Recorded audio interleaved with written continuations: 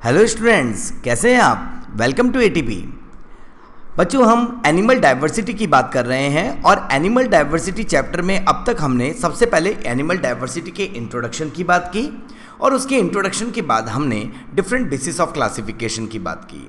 Animal classification के different basis की बात करने के बाद हम सीधे फाइलम लेवल पर आ गए थे और जिसमें हमने phylum Porifera, Coelenterata, Ctenophora, Platyhelminth, Aschelminth, Annelida, Arthropoda, Mollusca phylum की बात कर ली है। तो बच्चों, आज हम जिस फाइलम की बात करने वाले हैं उस फाइलम का नाम है फाइलम इकाइनोडर्मेटा।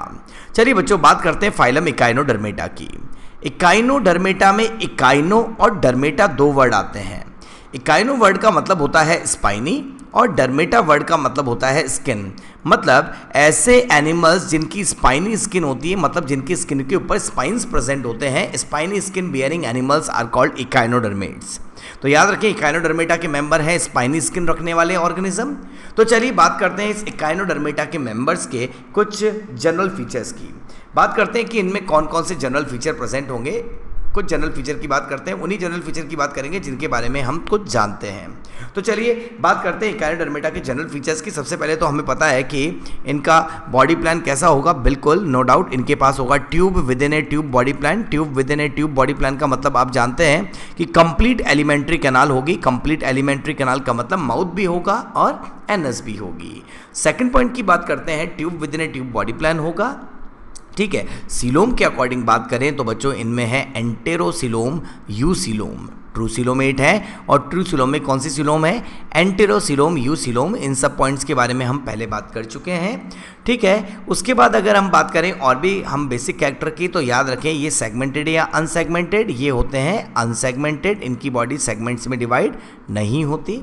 सिमेट्री की बात करें तो आपको अच्छे से याद होगा कि इनका जो एडल्ट है, इनका एडल्ट तो शो करता है रेडियल सिमेट्री, लेकिन ये अपनी लार्वल स्टेज में शो करते हैं बाइलेटरल सिमेट्री। मतलब इकाइनोडर्मेटा का लार्वा बाइलेटरल सिमेट्री शो करता है और इकाइनोडर्मेटा अपनी एडल्ट स्टेज में शो करते हैं रेडियल सिमेट्री। तो बहुत बेसिक कैरेक्टर की बात कर रहे हैं जिसमें हमने बात की tube within a tube body plan होगा, एंटेरोसिलोमेट, यूसिलोमेट होंगे, अनसेगमेंटेड होंगे। और याद रखें बॉडी की सिमेट्री की बात करें तो एडल्ट तो रेडियल सिमेट्रिकल होगा लेकिन लार्वा में मिलेगी बाइलेटरल सिमेट्री। और बात करते हैं बच्चों, आप सभी को पता है यहाँ पर है ऑर्गन सिस्टम लेवल। इसके अलावा ये प्रोटोस्टोमेट है या ड्यूटेरोस्टोमेट, ये हैं ड्यूटेरोस्टोमेट। इसका मतलब ये वो हैं जिनमें ब्लास्टोपोर से पहले एम्ब्रियोनिक डेवलपमेंट के टाइम में फर्स्ट बनती है एनस, बाद में क्या बनता है? माउथ बनता है। और याद रखें ये हैं ट्रिप्लोब्लास्टिक। ट्रिप्लोब्लास्टिक का मतलब आप सभी को पता है, इनके पास एक्टोडर्म भी है, एंडोडर्म भी है और मीजोडर्म भी है। तो सुनिएगा अच्छे से। सबसे पहले हमने जनरल फीचर्स की बात की है। ये जनरल फीचर हम पहले डिफरेंट बेसिस ऑफ क्लासिफिकेशन में भी बात कर चुके हैं। एक बार फिर से हमने इन जनरल फीचर्स की बात की है। आप इस डायग्राम को अच्छे से याद रखें बच्चों, क्योंकि ये डायग्राम जो है वो एनसीईआरटी का है। एनसीईआरटी में ये दो इकाइनोडर्मेट्स के डायग्राम दिए हुए हैं। एक है एस्टेरियास, एस्टेरियास है हमारी स्टारफिश, और एक है ऑफियूरा जिसे कहा जाता है ब्रिटल स्टार। दोनों को आप आइडेंटिफाई कर पाएँ, अच्छे से इन चीज़ों को याद रखें। इकाइनोडर्मेटा की अभी हमने जनरल फीचर्स की बात की है। तो चलिए बच्चों, अब हम इकाइनोडर्मेटा के कुछ स्पेशल कैरेक्टर्स की बात करते हैं, कुछ डिफरेंट कैरेक्टर्स की बात करते हैं जो केवल इकाइनोडर्मेटा के मेंबर्स में ही देखने को मिलेंगे। बात करते हैं फाइलम इकाइनोडर्मेटा के मेंबर्स जो हैं वो एक्सक्लूसिवली मिलते हैं हमें मरीन वाटर में। इनके मेंबर्स जो हैं वो एक्सक्लूसिवली क्या है? मरीन है। एक्सक्लूसिवली हमें मरीन वाटर में मिलते हैं, कंप्लीटली मरीन वाटर में मिलते हैं। और मरीन वाटर में मिलने वाले मेंबर्स जो हैं इनमें पैरासिटिक फॉर्म नहीं होती। There is no parasitic form, मतलब कोई भी इकाइनोडर्मेटा का मेंबर किसी का पैरासाइट नहीं है। इसके अलावा हम जानते हैं कि इकाइनोडर्मेटा कॉर्डेटा के क्लोज है। हम जानते हैं Porifera, Coelenterata, Ctenophora, Platyhelminth, Aschelminth, Annelida, Arthropoda, Mollusca Echinodermata पे आ गए हैं। उसके बाद हेमीकॉर्डेटा ही तो आना है, उसके बाद तो सीधा कौन आ जाएगा? कॉर्डेट। इसका मतलब इकाइनोडर्मेटा ज़्यादा क्लोज है कॉर्डेट्स के, इसलिए इकाइनोडर्मेटा में बहुत सारी सिमिलरिटीज़ मिलेंगी कॉर्डेट्स के साथ। तो देखते हैं कौन कौन सी सिमिलरिटी मिलेंगी। सबसे पहले बात करते हैं, they have a tube within a tube body plan like chordate which has evolve along with deuterostomic evolutionary line. अभी मैंने थोड़ी देर पहले बताया था कि ड्यूटेरोस्टोमेट होते हैं, पहले बनती है एनस, बाद में बनता है माउथ। तो दोनों बनते हैं तो बनती है tube within a tube body plan. तो ये कॉर्डेट जैसा कैरेक्टर है। दे पॉसेस ए ट्रू सीलोम कॉल्ड एंटेरोसीलोम। अभी हमने थोड़ी देर पहले बात की थी कि इनके पास होती है एंटेरोसीलोम। तो ये एंटेरोसीलोम मिलना और ड्यूट्रोस्टोमिक ऑरिजिन होना और tube with tube body plan होना, ये तीनों इनके कॉर्डेट लाइक कैरेक्टर हैं। इसके अलावा दे हैव अ मीजोडर्मल स्केलेटन। इनका मीजोडर्मल स्केलेटन होता है जो छोटी छोटी कैल्केरियस प्लेट्स का बना होता है, जिसको हम बोलते हैं क्या, ऑसिकल्स। तो इनका एंडोस्केलेटन जो है वो मीजोडर्मल है। बहुत इंपॉर्टेंट पॉइंट है, इनका मीजोडर्मल एंडोस्केलेटन है जो कैल्केरियस प्लेट से बना हुआ है या ऑसिकल से बना हुआ है। मीन ऑफ ऑसिकल्स, ऑसिकल्स का मतलब होता है स्मॉल बोन्स।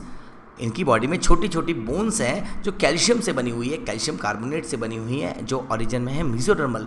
और हमारा एंडोस्केलेटन जो कार्टिलेज से बना है, जो बोन से बना है, वो भी तो ओरिजिन में कैसा है बच्चों, मीजोडर्मल। तो हमारा और इकाइनोडर्मेटा दोनों का ही स्केलेटन जो है वो ओरिजिन में मीजोडर्मल होता है। ऑसिकल वर्ड हमेशा स्मॉल बोन्स के लिए आएगा। जैसे आपने सुना कि हमारे पास है year ossicle, Méliès, incus, steps, 3 नाम सुने होंगे आपने। तो ये मेलियस, इंकस, स्टेप्स जो हैं ईयर ऑसिकल्स हैं, स्मॉल बोन्स हैं। You know that steps is a smallest bone of human body. तो ऑसिकल वर्ड स्मॉल बोन्स के लिए आता है। एक और बहुत ही स्पेशल कैरेक्टर की बात करते हैं, वो है प्रेजेंस ऑफ पेडिसिलरी। पेडिसिलरी क्या है सुनिएगा। Many echinoderms bear a number of calcareous spines on their body. अभी हमने थोड़ी देर पहले बात की थी, इकाइनोडर्मेटा का मतलब होता है स्पाइनी स्किन, इसका मतलब बॉडी पे स्पाइन्स हैं। लेकिन वो स्पाइन्स के बीच बीच में एक स्ट्रक्चर होती है जिसको हम क्या बोलते हैं, पेडिसिलरी। देखते हैं, पढ़ते हैं। Many echinoderm bear a number of calcareous spines on their body surface called tubercle.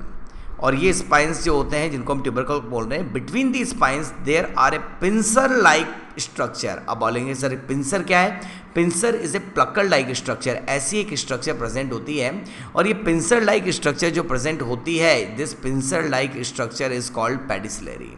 ये पिंसर लाइक स्ट्रक्चर ही क्या होती है, पेडिसिलरी होती है। To keep the surface clean, जो क्लीन रखती है बॉडी सरफेस को। तो इसका मतलब इनकी बॉडी सरफेस को क्लीन करने के लिए स्पाइन्स के बीच बीच में, अगर ये बॉडी सरफेस है तो बॉडी सरफेस पे लगे हुए होंगे स्पाइन्स, इस तरह से लगे हुए हैं स्पाइन्स, और स्पाइन्स के बीच बीच में लगी हुई है जो स्ट्रक्चर, उसका नाम होता है पेडिसिलरी। ये क्या है, पेडिसिलरी। तो पेडिसिलरी का काम क्या होता है, बॉडी की सरफेस को क्लीन करना।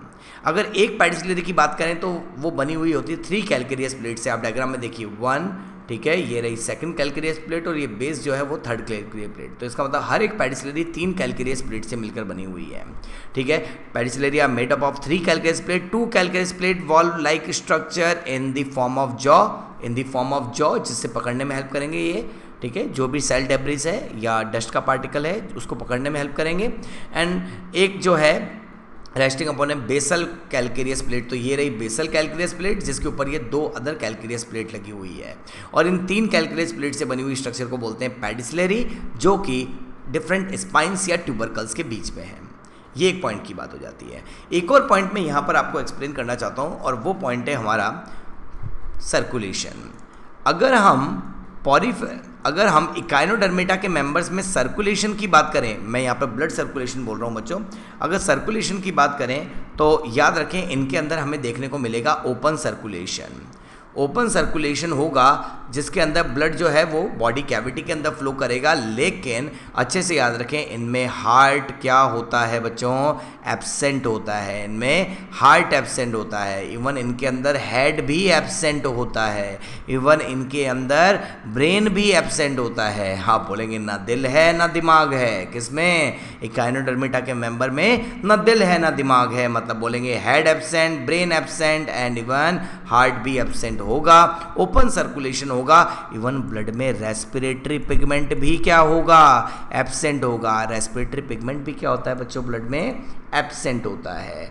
तो इनके ब्लड में रेस्पिरेटरी पिगमेंट भी है एब्सेंट। तो ये कुछ मैंने जनरल चीज़ें बताई कि इनका सर्कुलेशन ओपन है। ओपन सर्कुलेशन में ना तो इनके पास हार्ट है, इवन इनके पास तो हेड भी नहीं है, इनके पास ब्रेन भी नहीं है, और रेस्पिरेटरी पिगमेंट भी ब्लड में कोई नहीं होता। इनका ब्लड भी है कलरलेस।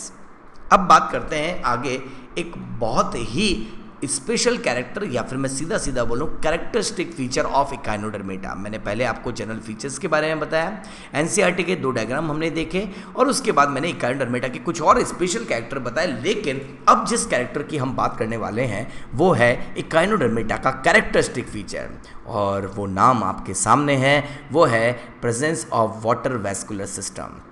वाटर वेस्कुलर सिस्टम के लिए आप एक और नाम यूज़ कर सकते हैं जिसको हम बोलते हैं टाइडमैन्स बॉडी। क्या बोलते हैं बच्चों? टाइडमैन्स बॉडी। मैं इसको थोड़ा क्लियर लिखता हूँ, क्या बोला जाएगा? टाइडमैन्स बॉडी। और जो टाइडमैन बॉडी है, टाइडमैन्स बॉडी है जो साइंटिस्ट के नाम से रखा है, इसको हम एम्बुलेक्रल सिस्टम भी कहते हैं। कौन सा बोलते हैं? Ambulacral system. तो एम्बुलेक्रल सिस्टम या हम बोलें टाइडमैन्स बॉडी या वाटर वेस्कुलर सिस्टम की प्रेजेंस क्या है? कैरेक्टरिस्टिक फीचर है इकाइनोडर्मेटा का। क्या है? Characteristic feature of Echinodermata. अब बात करते हैं कि वाटर वेस्कुलर सिस्टम दिखता कैसा है।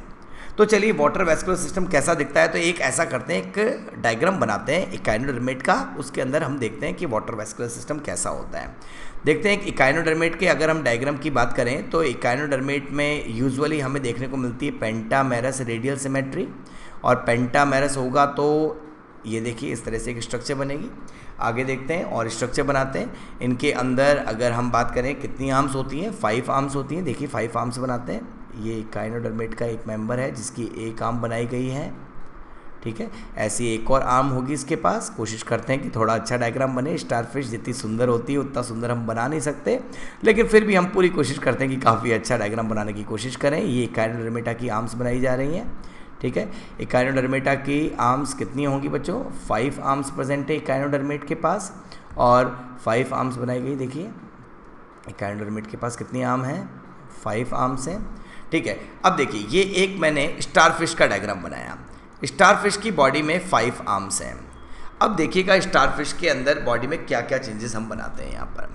अगर हम बात करें कि स्टारफिश की बॉडी के अंदर सबसे पहले डिफरेंट टाइप की कैनाल्स प्रेजेंट होती हैं। मैं थोड़ा डायग्राम और सही करता हूँ ताकि हम इसको अच्छे से समझ पाएँ, ठीक है। स्टारफिश की बॉडी के अंदर हम कुछ और आर्म बनाते हैं, ये देखिएगा।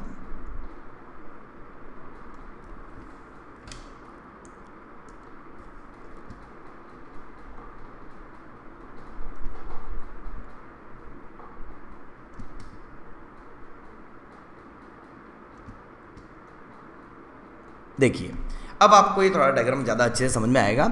इकाइनोडर्मेटा स्टारफिश की हम बात कर रहे हैं। स्टारफिश की बॉडी में वाटर के एंटर करने के लिए एक ओपनिंग होती है और उस ओपनिंग को बोला जाता है मैड्रिपोराइट। ये जो ओपनिंग है, इस ओपनिंग को क्या बोला जाता है? मैड्रिपोराइट। और मैड्रिपोराइट जो है ओपन होती है एक कैनाल में, उस कैनाल को बोला जाता है स्टोन कैनाल। कौन सी कैनाल बोलते हैं बच्चों? Stone canal. और स्टोन कैनाल जो होती है वो ओपन होती है इस कैनाल में। सबसे पहले मैं नाम लिखता चलता हूँ। सबसे पहले अगर हम बात करें, ये जो ओपनिंग है इस ओपनिंग को बोला जाएगा मैड्रिपोराइट। मैड्रिपोराइट ओपन होगी एक कैनाल में, इस कैनाल को बोला जाएगा कौन सी canal? Stone canal. Stone canal जो होगी वो ओपन होगी एक रिंग में। देख सकते हैं आप ये ring, this is a pentamerous ring, और इस रिंग को बोला जाएगा रिंग कैनाल। और रिंग कैनाल जो होगी वो ओपन होगी जिस कैनाल में, उसको बोला जाएगा रेडियल कैनाल। कौन सी कैनाल बोला जाएगा बच्चों? Radial canal. देखिए मैं रेडियल कैनाल बनाता हूँ किसी एक आर्म में, इस आर्म में रेडियल कैनाल बनाते हैं। ये आर्म है और इस आर्म के अंदर मैंने बना दी कौन सी कैनाल? Radial canal. ये रेडियल कैनाल। और बनाते हैं इसमें भी, ये रही रेडियल कैनाल, ये रही रेडियल कैनाल। और रेडियल कैनाल जो है वो ओपन होती है। ये जो कैनाल बनाई गई है वो कौन सी? रिंग कैनाल के बाद आ जाती है कौन सी कैनाल? Radial canal. और रेडियल कैनाल जो होती है वो ओपन होती है लेटरल कैनाल में। कौन सी कैनाल में ओपन होगी बच्चों? लेटरल कैनाल में। ऐसा करते हैं, लेटरल कैनाल बनाते हैं। देखिएगा इस डायग्राम में मैं लेटरल कैनाल बना रहा हूँ थोड़ी सी। ये लेटरल कैनाल्स, ये जो कैनाल है इनको बोला जाएगा लेटरल कैनाल। और ये लेटरल कैनाल जो मैंने बनाई है, रेडियल कैनाल के बाद, रिंग कैनाल के बाद आएगी रेडियल कैनाल, और रेडियल कैनाल के बाद आएगी लेटरल कैनाल। और ये लेटरल कैनाल जो है वो बॉडी के बाहर ओपन होगी। ये लेटरल कैनाल जो है वो बॉडी के बाहर ओपन होगी। किसकी हेल्प से? ये बॉडी के बाहर ओपन होगी छोटी छोटी स्ट्रक्चर की हेल्प से, जिनको बोला जाएगा ट्यूब फिट। छोटी छोटी स्ट्रक्चर जिसको क्या बोला जाएगा? ट्यूब फिट की हेल्प से ये बॉडी के बाहर ओपन हो जाएगी। आप देख सकते हैं ये ओपन हो रही है बॉडी के बाहर, ठीक है। ऐसा इधर भी बना सकते हैं। ये है tube fit, tube fit body के बाहर ओपन हो रही है, देखिए डायग्राम में,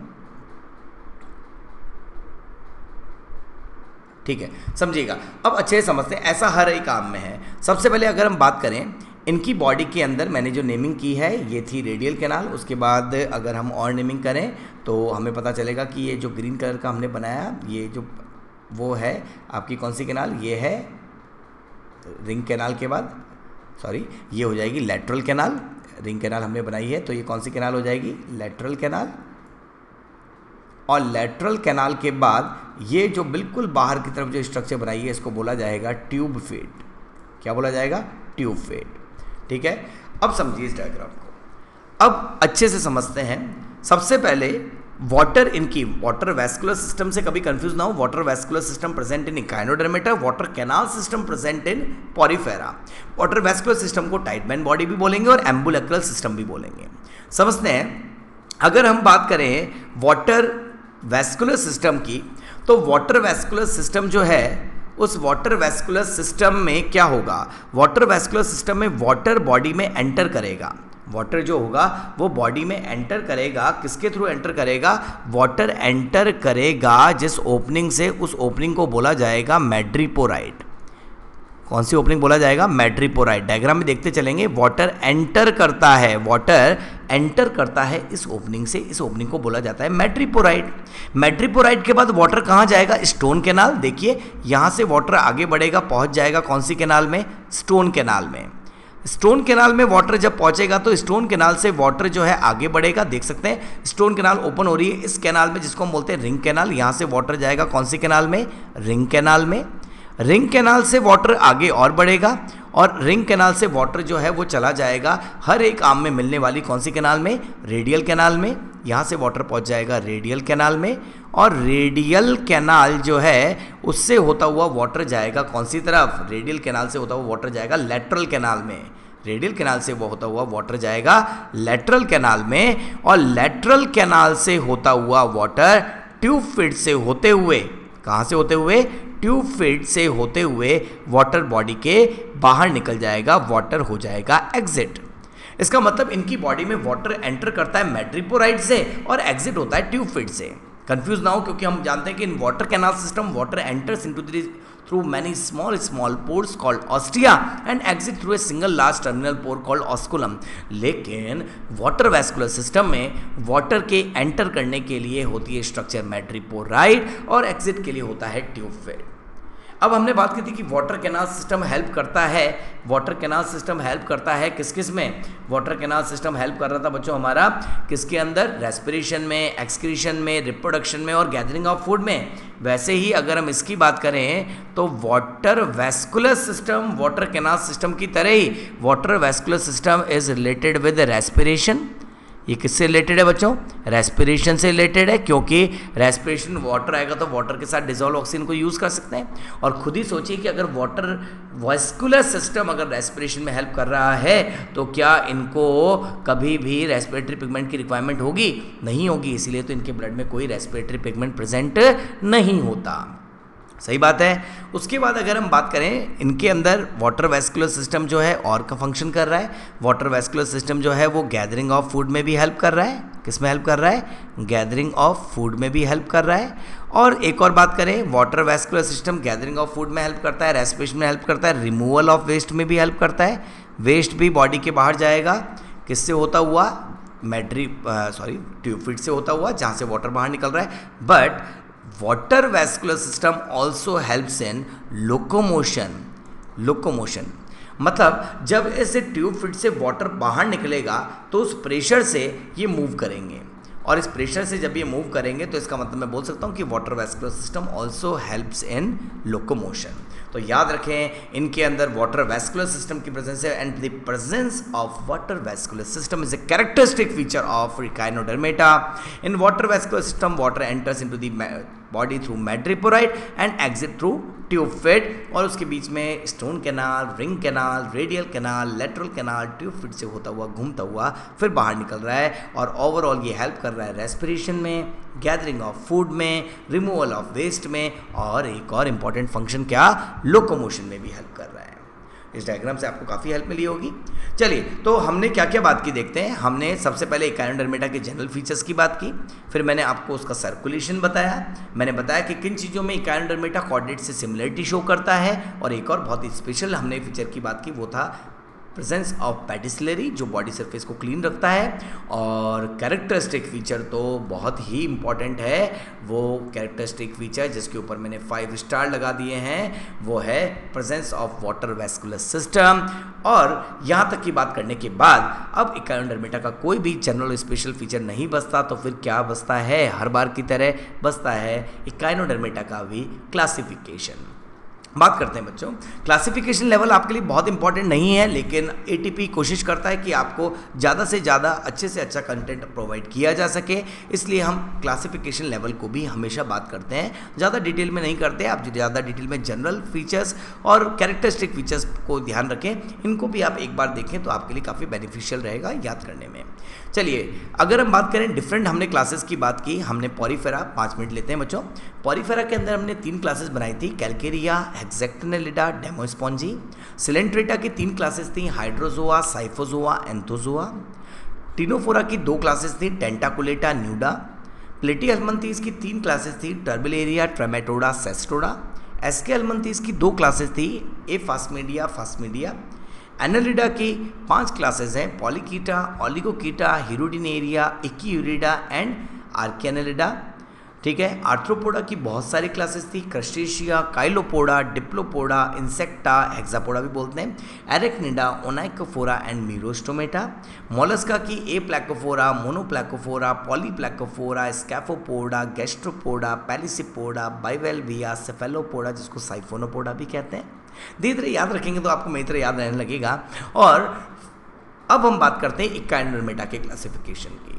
अगर हम इकाइनोडर्मेटा के क्लासिफिकेशन की बात करें तो हमें पता चलेगा कि इकाइनोडर्मेटा की भी 5 क्लासेस हैं, और इन क्लासेस के नाम है एस्ट्रोइडिया, ऑफियूराइडिया, इकाइनोइडिया, होलोथुरोइडिया एंड क्राइनोइडिया। चलिए बात करते हैं, एक एक क्लास को कंपेयर करते हैं। एस्ट्रोइडिया के मेंबर की बॉडी फ्लैट होती है, स्टार लाइक होती है, जबकि ऑफियूरिडिया के मेंबर की बॉडी भी फ्लैट होती है और स्टार लाइक ही होती है। गाइनोडिया के मेंबर की बॉडी ग्लोबुलर या डिस्क लाइक हमें देखने को मिलेगी। होलोथुरोइडिया की बॉडी जो है वो लॉन्ग और सिलेंड्रिकल शेप होगी, कुकम्बर लाइक। ठीक है। और क्राइनोडिया के जो मेंबर हैं उनकी प्लांट लाइक फिक्स्ड होते हैं विद सीरी, मतलब हम बोलेंगे एक स्टेम जैसी स्ट्रक्चर होती है और फिक्स्ड होते हैं, और सीधा सीधा बोलें कि ये सेसाइल फॉर्म के तरह होते हैं। आर्म्स की बात करते हैं बच्चों। अभी मैंने थोड़ी देर पहले स्टारफिश की आर्म्स बताई थी आपको, 5 आर्म्स दिख रही थी, तो देखते हैं 5 और multiple of 5 not sharply marked with the central disc. Not sharply marked with central disc, इस बात को देखिए।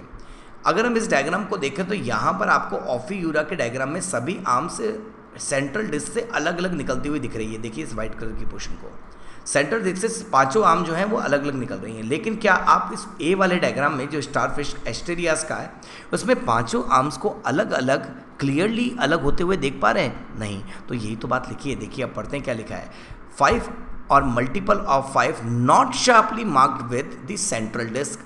और याद रखें ये शो करते हैं ऑटोटॉमी, ये अपनी बॉडी से एनिमी को कंफ्यूज करने के लिए, अगर कोई एनिमी आता है तो एनिमी को कंफ्यूज करने के लिए अपनी बॉडी की किसी भी आर्म को बॉडी से सेपरेट कर सकते हैं। And you know that high power of regeneration है तो वो वापस से बन जाएगी। ऑफियूरिडिया की मेंबर की बात करें तो यहाँ पे भी 5 और मल्टीपल ऑफ 5 में ही आर्म्स होती है, लेकिन वो शार्पली मार्क्ड ऑफ होती हैं विद द सेंट्रल डिस्क। इकाइनोइडिया की बात करें तो इनमें तो आर्म्स ही एब्सेंट है। होलोथुरोइडिया में भी आर्म्स एब्सेंट है, लेकिन क्राइनोइडिया के मेंबर की आर्म्स हाईली क्या होती है बच्चों? ब्रांच्ड होती हैं। और बात करते हैं बच्चों स्पाइन्स की। अगर हम बात करें, मैंने बोला था इकाइनोडर्मेटा वर्ड का मतलब ही है स्पाइनी स्किन। एक एस्ट्रोइडिया के मेंबर के ऊपर स्पाइन्स हैं, ऑफियूरिडिया में भी स्पाइन्स है, इकाइनोइडिया में भी स्पाइन्स है, लेकिन होलोथुरोइडिया के मेंबर की बॉडी पर स्पाइन्स प्रेजेंट नहीं होते। क्राइनोइडिया की मेंबर में भी स्पाइन्स प्रेजेंट नहीं होंगे। पेडिसिलरी, अभी हमने बात की थी, पिंसर लाइक पेडिसिलरी बॉडी सरफेस को क्लीन रखने में हेल्प करती हैं। तो बात करते हैं कि इनके पास पेडिसिलरी प्रेजेंट होगी एस्ट्रोइडिया में। ऑफियूरिडिया में भी पेडिसिलरी प्रेजेंट नहीं होगी, यहाँ पर प्रेजेंट थी, यहाँ एब्सेंट होगी। इकाइनोइडिया के मेंबर में पेडिसिलरी प्रेजेंट होगी, होलोथुरोइडिया में एब्सेंट होगी, और पेडिसिलरी क्राइनोइडिया में भी एब्सेंट मिलेगी, मतलब मेनली स्टारफिश में प्रेजेंट मिलेगी और इकाइनोइडिया क्लास के मेंबर में मिलेगी। हमने बात की थी कि जब भी इकाइनोडर्मेटा या फिर हम कोई भी ऐसा एनिमल जिसके अंदर रेडियल सिमेट्री होती है उसके अंदर बॉडी में ओरल एंड एबोरल सरफेस होती है। बायलेटरल सिमेट्री हमारे अंदर है, हम बात करते हैं कि हमारे अंदर है, आज हम बात करते हैं एंटीरियर एंड पोस्टीरियर एंड्स, लेकिन जिसके भी अंदर होती है रेडियल सिमेट्री उसमें आप हमेशा बात करते हैं ओरल एंड एबोरल सरफेस की।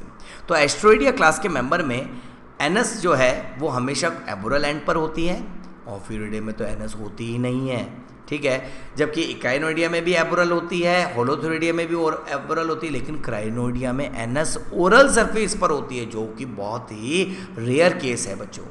विसरा की बात करते हैं, विसरल ऑर्गन्स की बात करते हैं, जो डिफरेंट आर्म्स तक भी फैले हुए होते हैं, जबकि ऑफियोइडिया के मेंबर में विसरा जो है आर्म्स में नहीं होते, ना होलोथोइडिया में विसरा आर्म्स में होते हैं, ना इकाइनोइडिया में विसरा आर्म्स में होते हैं, और क्राइनोइडिया में विसरा आर्म्स तक भी फैले हुए होते हैं। विसरा वाला पॉइंट कोई ज़्यादा इंपॉर्टेंस नहीं रखता। रेस्पिरेशन याद रखें, एस्ट्रोइडिया के मेंबर जो हैं उनमें डर्मल ब्रैंकी से रेस्पिरेशन होता है, स्पाइन्स के बीच बीच में स्ट्रक्चर है, और पेप्यूल से रेस्पिरेशन का प्रोसेस होता है। इसके अलावा वाटर वेस्कुलर सिस्टम भी रेस्पिरेशन में हेल्प कर रहा है। ऑफियोइडिया में जेनाइटल बर्सा होता है रेस्पिरेशन के लिए, इकाइनोइडिया में पेरिस्टोमियम गिल्स होते हैं रेस्पिरेशन के लिए, और होलोथोइडिया के मेंबर में रेस्पिरेशन जो होता है वो क्लोइकल ट्री से होता है। क्राइनोइडिया के मेंबर में रेस्पिरेशन जो होता है वो ट्यूब फीट से होता है, ठीक है। बात करते हैं सकर्स की।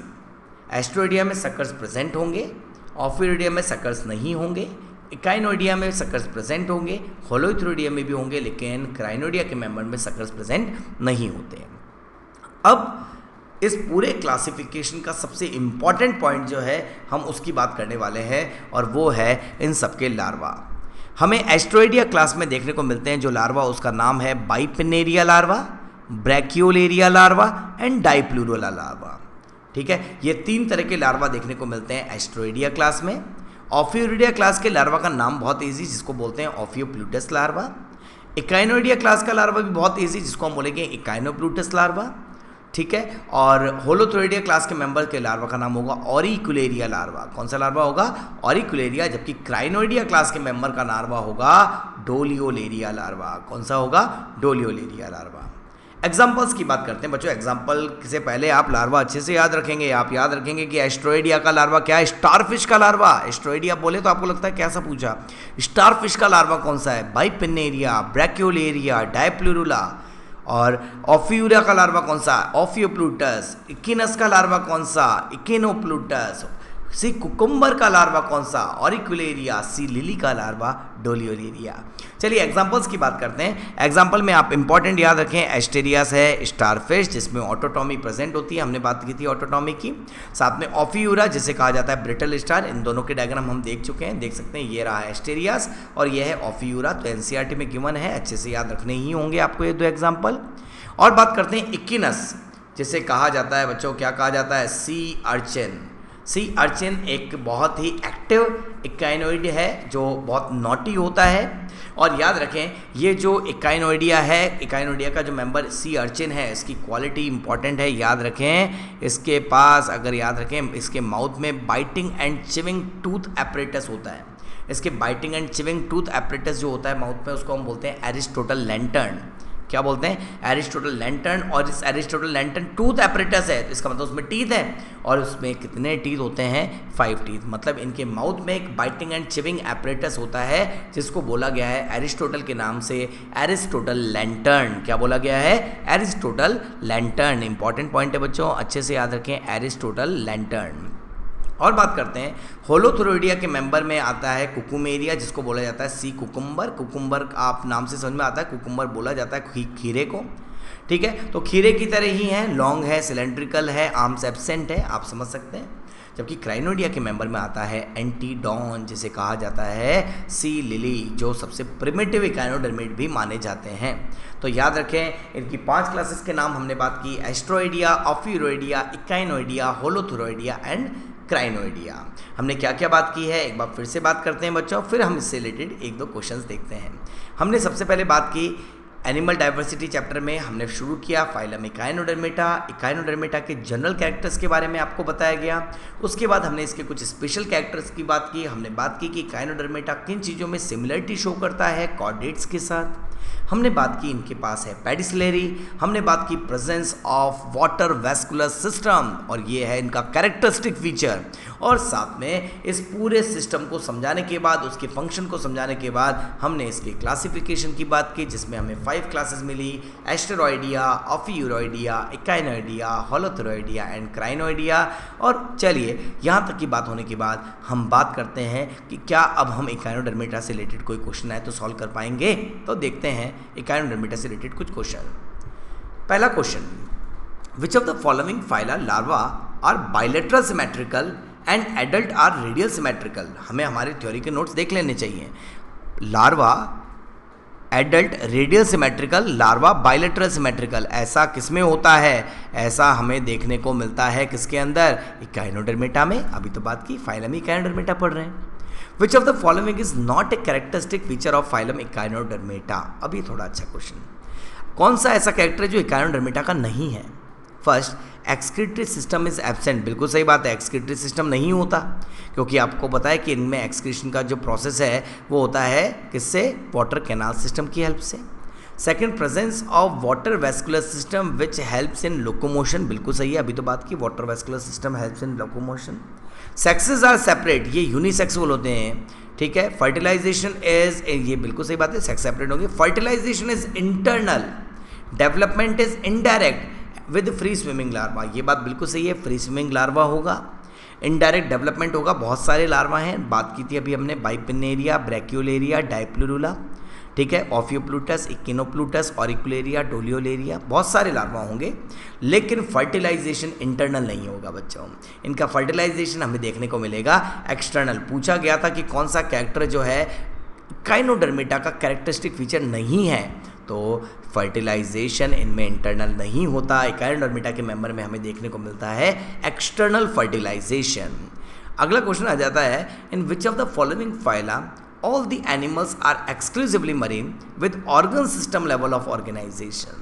एक्सक्लूसिवली मरीन, सबसे पहली लाइन ही चैप्टर की हमने ये शुरू किया था, तो पहली लाइन ही यही देखी थी हमने, देखिए, they are exclusively present in marine water and there are no parasitic form. तो देखते हैं इससे रिलेटेड क्वेश्चन क्या है। In which of the following phyla all the animals are exclusively marine with organ system. अब एक्सक्लूसिवली मरीन तो Ctenophora भी था, लेकिन वो था टिश्यू लेवल। एक्सक्लूसिवली मरीन जो है हमें देखने को मिलेगा हेमिकॉर्डेटा भी, लेकिन वो ऑप्शन में नहीं है। तो बचा कौन? एक्सक्लूसिवली मरीन इकाइनोडर्मेटा के मेंबर जिनमें organ system level of organisation present होता है। तो आज हमने फाइलम इकाइनोडर्मेटा की बात की, उसके क्लासिफिकेशन की बात की, और डिटेल में आपको उसका क्लासिफिकेशन बताया गया, डिफरेंट एग्जांपल्स बताए गए, और उससे रिलेटेड हमने कुछ क्वेश्चंस की बात की। आई थिंक आज जो इकाइनोडर्मेटा पढ़ाया गया उससे रिलेटेड सारे डाउट्स आपके क्लियर रहे होंगे। नेक्स्ट क्लास में हम बात करेंगे second smallest phylum of animal kingdom, जिसका नाम होगा हेमिकॉर्डेटा। तब तक के लिए थैंक यू।